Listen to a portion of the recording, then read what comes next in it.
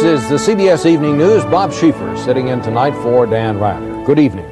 The House Ethics Committee has voted to investigate the Speaker of the House for alleged conflict of interest. Speaker Jim Wright hotly denied the allegations today. The Texas Democrat blames his troubles on Republicans playing election year politics. Phil Jones reports. Jim Wright today became the first speaker in this century to be the primary target of an ethics investigation. The House Ethics Committee, acting on a complaint by more than 70 Republicans, voted unanimously to launch a preliminary inquiry into 6 charges of misconduct by Wright, charges that Wright said were politically motivated. Even before today, Wright had asked to appear before the committee. I am supremely confident that if that privilege is granted, the committee will conclude that no rule of the House was violated. Included in the list of possible ethics violations, Wright's lobbying for Texas oil interests that invested in a drilling deal with Wright. In one case, he intervened with then-Egyptian President Anwar Sadat on behalf of Texas oil man Richard Moncrief. I think it was proper and natural for me to have gone to President Sadat with an appeal, which I believed and believe today was valid. Wright will be investigated for reports that he tried to influence the Interior Department awarding leases to Texas Oil and Gas. It was contended that I owned a lot of stock in the Texas Oil and Gas Corporation, never owned a penny's worth. There are questions about financial arrangements and the use of a congressional aide to compile a book written by Wright. Also included in the inquiry, possible undue influence by telephoning a former head of the Federal Home Loan Bank Board to help some Texas savings and loan institutions near collapse. That's the job of a congressman, to get a hearing for a citizen who otherwise has been denied a hearing. Democrats today were doing their best to keep Wright, who will chair the coming Democratic convention, from becoming the latest symbol of sleaze, which is exactly what the Republicans would like. Said today again that he intended to cooperate fully.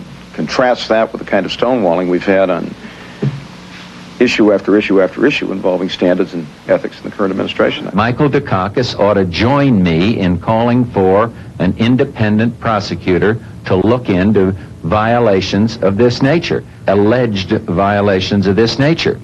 With the Democratic convention only about a month away, the problem for Democrats is to make sure their presidential nominee is not tarnished by the problems of their party's highest elected official. Bill Jones, CBS News, Capitol Hill. The Senate approved a federal death penalty today for drug dealers and their henchmen who are convicted of murder. It's the latest flashpoint in the government's war on drugs. Rita Braver has our report on that. In the wake of a national explosion of drug-related homicides, the Senate bill authorizes the federal death penalty for drug kingpins who authorize or commit murder, and for anyone who kills a law enforcement official during a drug-related crime. Senator Alphonse D'Amato led the fight for the bill. I believe that society has a right to say that we are outraged at certain acts, and that the death penalty is the appropriate punishment. The Reagan administration has long pushed this idea and today hailed the Senate action. And too often the killings are not of other drug dealers, but rather are innocent passers-by, children on schoolyards, or law enforcement officers. But opponents charge that passage of the bill at this time is just an election year gimmick aimed at making Congress look tough on drugs without spending big bucks. What we're doing here has nothing to do with waging an effective war on drugs. Now, if anybody wants to be tough on drugs, let them stand up at their chair and say, we are for taxes. The measure must now go to the House of Representatives, which is considered less likely to vote for the bill that civil libertarians call an example of drug hysteria. Because I think people know in their communities what needs to be done to deal with the drug problem. And I think that when they think about it, the death penalty is not one of the issues that they would be clamoring for. Nevertheless, both sides agree the bill has a greater chance of final passage at a time when most Americans consider drugs the most pressing national problem. Rita Braver, CBS News, Washington. President Reagan ordered a new tactic today in his effort to get Panama's Manuel Noriega to step down. He barred all Panamanian officials who carry out Noriega's policies from entering the United States. The order does not apply to Noriega himself, of course. He is wanted in this country on drug trafficking charges. 15 Democrats have retreated to a Michigan island to start writing the 1988 Democratic Party platform. Among other things, the meeting is expected to shed new light on what Jesse Jackson wants and how much he is willing to press Michael Dukakis to get it. Our chief political correspondent, Bruce Morton, reports. The Democrats' first post-primary event was a meeting of the platform drafting committee at this elegant resort hotel. Would the Dukakis and Jackson factions fight, shed blood on the posh carpet? They got crisp advice from their party chairman. I don't think there's anyone at this table that misunderstands the purpose that we're about, to work together to make sure that the Democratic Party at all levels wins in November. Translation: avoid endless promises, be short and thematic. A platform that any Democrat can run with instead of from. But Jackson delegates on the committee argued, let's be more specific, more ideological. And winning is important, but winning and losing the very heart and soul of this party and misleading the American people is not an enterprise that I wish to be a part of. I don't like big fights, and I don't think it's good for the party, but I think there are obviously going to be differences of opinion, differences on language, and we're going to have to work it out. The 15 members represent the Dukakis campaign, the Jackson campaign, and Chairman Kirk. This afternoon, they discussed a series of domestic issues, drugs, health care, education, and so on, working from a 10-page discussion paper written by former Kennedy speechwriter Ted Sorensen, and they never exchanged a single harsh word. They move on to economic and foreign policy, which could be tougher tomorrow. I don't see any evidence that that our party isn't exactly what you see. I mean, everybody says the Democratic Party is unified. I think that's really true. We mean to show at this session that you can have a party with a whole lot of different views that can nevertheless find a way to come together, to negotiate them, and to compromise them without losing our identity. This committee is likely to produce a draft 90% acceptable to both the Dukakis and Jackson campaigns. Whatever differences remain will be fought out in the full platform committee or on the floor of the convention. Bruce Morton, CBS News, Mackinac Island, Michigan. Wholesale prices climbed 0.5% last month, a sign that inflation is continuing at a moderate pace. The May increase sparked by rising food costs, which in turn were prompted by the drought in the country's midsection. We have a report on the drought tonight from Frank Currier. We thank you for the rain you're going to send for our crops and for our needs. In little grain belt communities across the dry Midwest, worried farmers are now praying for rain. In Christ's name, amen. We look for July and August for the dry weather usually. That's what's so peculiar and so frightening about this one. It started so early. As topsoil turns to dust in some areas, more than a month has passed with only a ½ inch of rain. Corn and soybean crops are threatened in this driest spring since 1934. It's so widespread that everyone is having, the same problem. Almost, it seems. Since late April, unseasonal heat has toasted the Great Plains and prairies, with rainfall as much as 8 inches below normal. The potential just isn't there anymore to really give them a good crop compared to last year. But now and then, lightning strikes and thunderstorms dump rain where it's least expected. When that happened Tuesday over central Iowa, nervous commodity traders in Chicago suddenly stopped bidding up the price on grain futures. Collectively, it makes for a very explosive situation in the midst of what could be a major summer drought. And because the experts say a prolonged drought will lead to higher food prices and inflation, one drenching rain out here is enough to douse inflation fears on Wall Street and send investors scurrying to the stock and bond markets. Monday through Wednesday is for hot and dry weather with highs in the 90s and lows in the 70s. Forecasters at the National Weather Service in Des Moines have been fielding phone calls from grain speculators worldwide. Calls from Great Britain, France, Tokyo, Japan, and this has been going on now for the last couple of weeks. With irrigation the only immediate hope for some Indiana farmers, others in 15 states must wait for relief. For the rain that forecasters predict may come too little, too late to make a difference. Frank Currier, CBS News, LeGrand, Iowa. U.S. Department of Agriculture today designated 38 Texas counties as emergency drought areas. This will allow farmers to graze livestock on land normally set aside for conservation or crop reduction. It is so bad in some areas that ranchers are grazing cattle on prickly pears. James Hattori reports. Temperatures hovering near 100, no significant rain in 9 months. It's the most devastating drought South Texans have seen in years. But it's an environment in which cactus thrive. and the prickly pear is helping the multi-billion-dollar Texas cattle industry survive. We burn pear only as a last resort. Cactus is the only thing that's keeping us going right now. Even with the needles burned off, cactus seems an unlikely substitute for grass, which is the normal graze in this brush country. The cactus is moist, perhaps not the best food, but the cattle love it. And good thing, because there isn't much else to eat. I mean, it's dry. The snakes are so low they can't even live. Buck Narrow and other ranchers are stampeding to the local auction house to sell off some of their stock. Business is twice what it was this time last year. The animals are a little scrawnier, but prices are good. We're going to sell lots of cows, lots of calves, but we got to because the land won't carry it. The parched land has farmers worried too. A recent federal report predicts the South Texas drought will cut the local sorghum and cotton crops by half. The only thing growing is a sense of helplessness. We have asked for declarations of emergency need disaster relief in about 120 counties in Texas. So not only is it a deep drought, it is also a very wide drought. Many cattle ranchers will get a subsidy to help pay for half the cost of emergency feed, but it's stopgap help. I feel that we will not have any rain now until September. Now, if we miss the September rains, then we're gone. That dry spell begins soon enough. The locals call it canicula, the dog days of summer. James Hattori, CBS News, Rio Grande City, Texas. And still to come on the CBS Evening News, Susan Spencer on the ups and downs of the quick fix methadone method, and Peter Van Zandt on Willie B. getting out of solitary.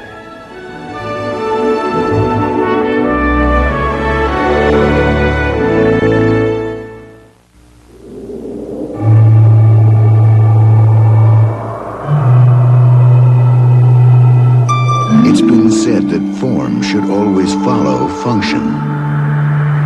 But on rare occasions, the function is already so highly advanced that the form is free to pursue absolute beauty. Introducing the Mercedes-Benz 300 CE Coupe. Around here, breakfast time is like the playoffs. My goal is getting him to eat right. His game plan's a little different. So I give him Wheaties. It's full of good nutrition, not sugar. He's sweet enough. Wheaties, 100% whole wheat, naturally low in sugar. That's champion nutrition for the whole family. Victory. We know what your home is really worth. When it comes time to buy or sell, no one knows more or cares more about the American home than Better Homes and Gardens. Now for indigestion, gas, introducing new extra strength Malox Plus. It neutralizes more than any leading antacid and dissolves gas. Nobody does as much as new extra strength Malox Plus. President Reagan notified Congress today he plans to sell 40 F-18 jet aircraft to Kuwait. It's the first Arab state to get the U.S. Navy's newest fighter bomber. This was the day that students from South and North Korea planned to meet at the border to talk about reunification. The North Koreans showed up, but the South Koreans were held back by thousands of riot police in what turned into the biggest clash in a year. Richard Wagner reports. The battle began at midday when some 10,000 students who had massed at Seoul's Yonsei University overnight tried to break out of the campus and begin a march north to the border between the two Koreas. They were met by some of the 60,000 riot police the government had deployed nationwide to stop the march. The students wanted to go to Panmunjom in the demilitarized zone to meet with students from North Korea to talk about reunification of this partitioned nation. The government was determined the meeting would not take place. The result was the fiercest fighting seen in this country since June of last year. Repeatedly, the radicals would charge out of the campus and attack the riot police with clubs. They tried to split the police into small groups and beat them, but the policemen were able to hold off the dissidents until tear gas could be used to drive them away. The government feared a propaganda bonanza for North Korea if the two student delegations should meet. So the road to the north, The Unification Highway was under stringent security this morning. The border area was closed to all civilians. In North Korea, however, the communists were making all they could of the proposed meeting of students. The authorities in the capital city of Pyongyang sent their delegation off to Panmunjom with applause and flowers. In Seoul, students trying to get to the train station to go north by rail were confronted by more riot police. When they were prevented from entering the station, they staged a sit-down, which was quickly broken up by tear gas. All over Seoul, radicals who tried to head north found their way blocked. The dissidents make up only a tiny fraction of South Korea's university population, but it's a vocal and violent minority which wants the two Koreas to become one again and wants American troops out of the country. These radicals are not rebels without a cause, but their cause is not one embraced by the vast majority of their countrymen who still fear conquest from the north. Richard Wagner, CBS News, Seoul. The White House blamed the Nicaraguan government today for the breakdown of peace talks with the Contras. The latest round of talks ended yesterday in Managua without agreement on ending the war, although both sides said that they would continue a ceasefire. Spokesman Marlon Fitzwater said it is clear the Sandinistas were not interested in reconciliation, only in disarming the rebels. Contra leader Adolfo Calero says that the rebels are now planning to press Congress for a resumption of U.S. military aid. The South African government slapped new restrictions on the press today under the just-renewed state of emergency. Reporters will now be barred from quoting opponents of the white minority regime if what they say is considered a threat to public safety. This could apply to statements made by such prominent South Africans as Archbishop Desmond Tutu.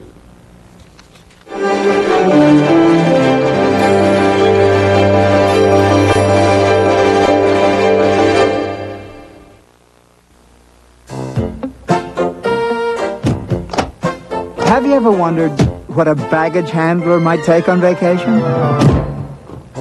What everyone should take. Samsonite's Glutton for Punishment.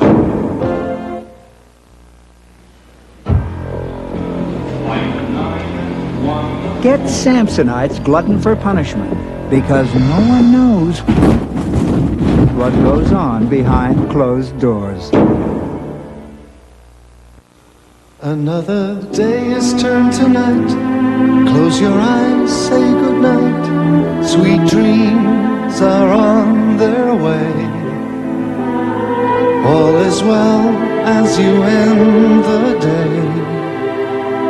Sleep safe, sweet dreams, good night. Sominex 2 has the one sleep ingredient doctors recommend most to help you fall asleep safely without worry. Sominex 2. Good night. It's out there again, waiting. Allergy season. But allergies don't have to be a big problem. Not with fast-acting Benadryl, the most prescribed allergy medication ever. We love visiting America. Hot dog, fried chicken, pizza. But we're glad you have Kaopectate. Kaopectate. New maximum strength Kaopectate tablets. Nothing relieves diarrhea and cramps faster. The diarrhea specialist. The governor of Colorado gave qualified approval today to the controversial Two Forks Dam project. The $500 million dam and reservoir would be built on the South Platte River about 25 miles southwest of Denver. It would increase Denver's water supply, but it also would flood 20 miles of scenic river canyon. Governor Roy Romer attached a number of conditions to today's recommendation. He said the project should be built only as a last resort.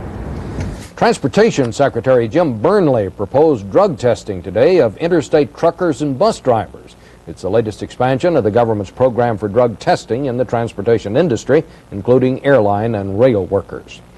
Methadone, the controversial drug that's been used for years to get people off heroin, is at the center of another growing debate this week. This time about whether it should be given out to stop the spread of AIDS. Medical correspondent Susan Spencer has that. Conservative estimates say there are at least 500,000 heroin addicts in this country, and for many of them, treatment means another drug.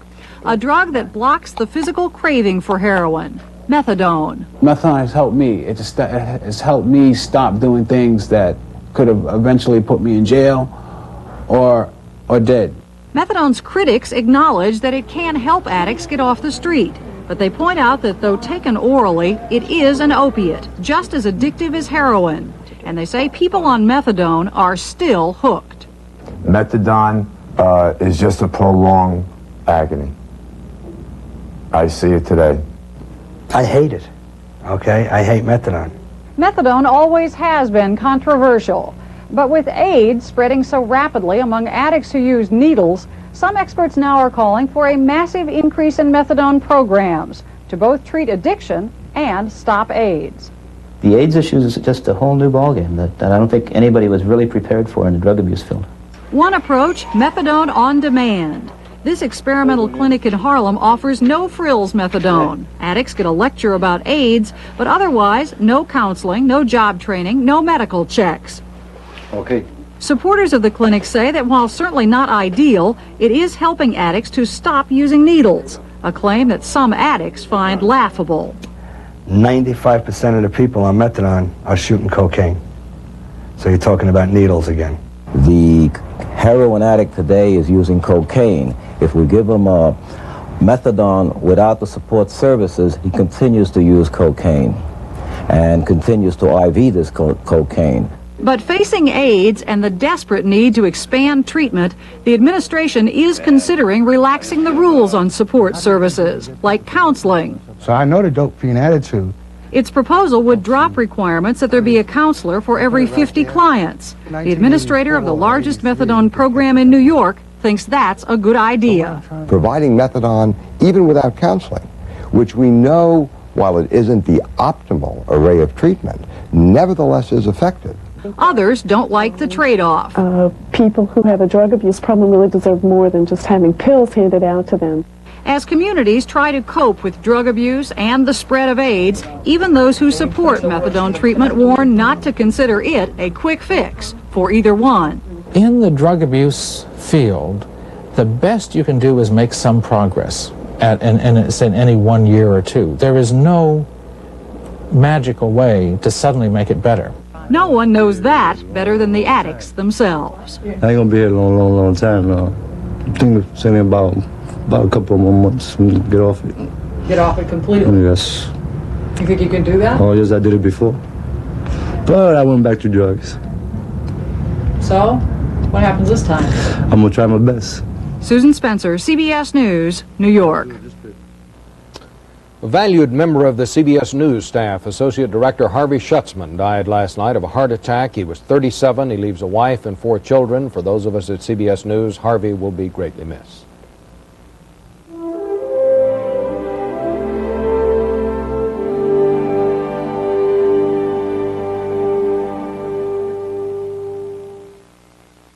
X-Lax presents a gentle guarantee.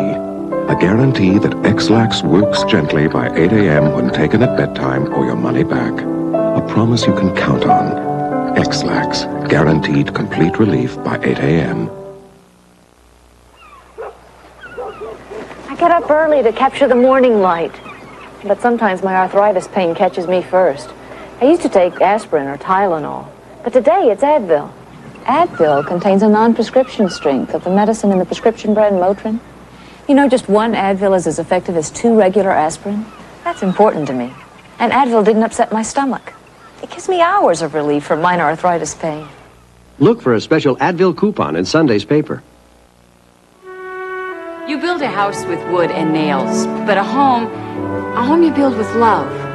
Soon the Hansons will raise their children here.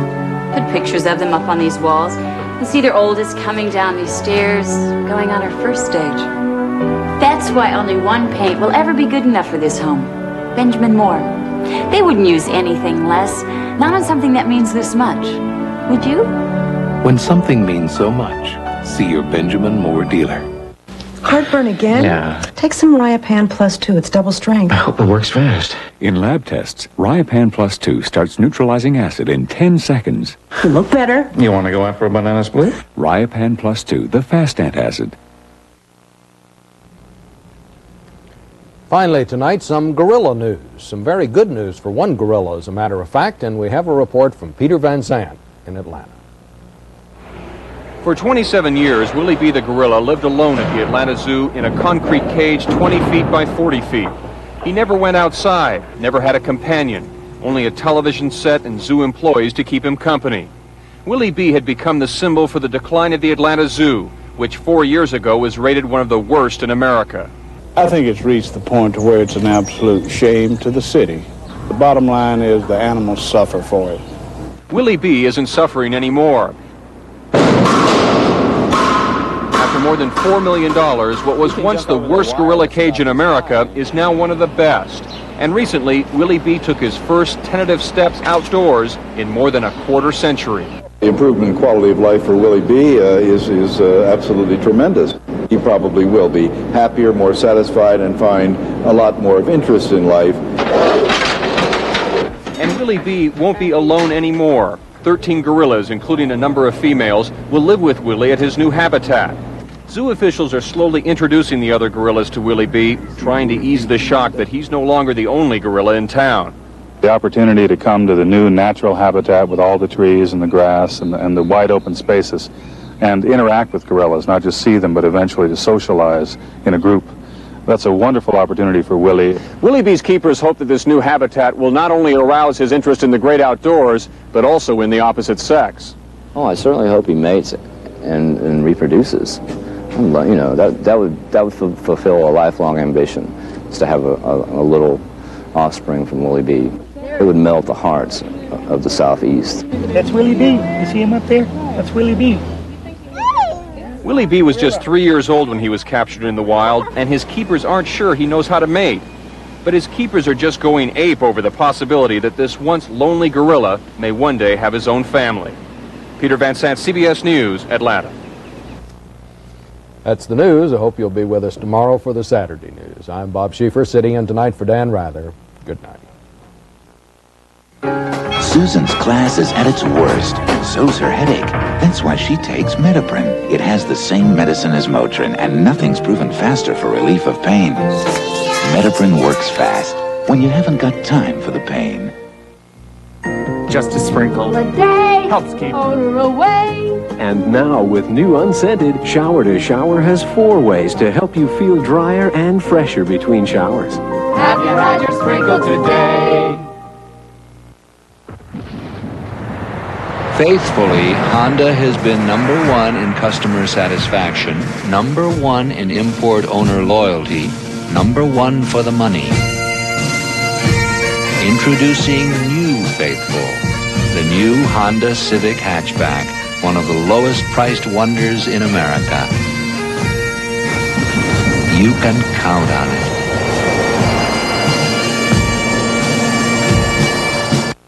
Around here, breakfast time is like the playoffs. My goal is getting him to eat right. His game plan's a little different. So I give him Wheaties. It's full of good nutrition, not sugar. He's sweet enough. Wheaties, 100% whole wheat, naturally low in sugar. That's champion nutrition for the whole family. Victory.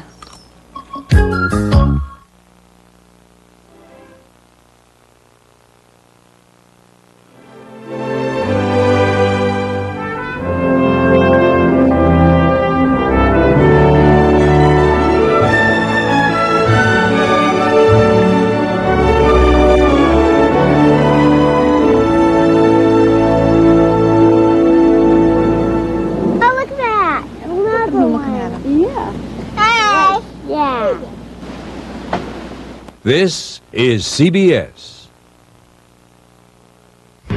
Coming up next on Eyewitness News, what happens if you're stopped for DUI and refuse to take a breathalyzer test? It's not what you may think will happen. Exotic pets are in the news again. Some Madison residents are afraid of them, and a Metro councilman wants to restrict them. Plus, the water problems worsen in Franklin. Join us for these stories and more coming up right after this. I can remember giving my dad an Aerograss shirt and Windley tie for Father's Day. Me too. Me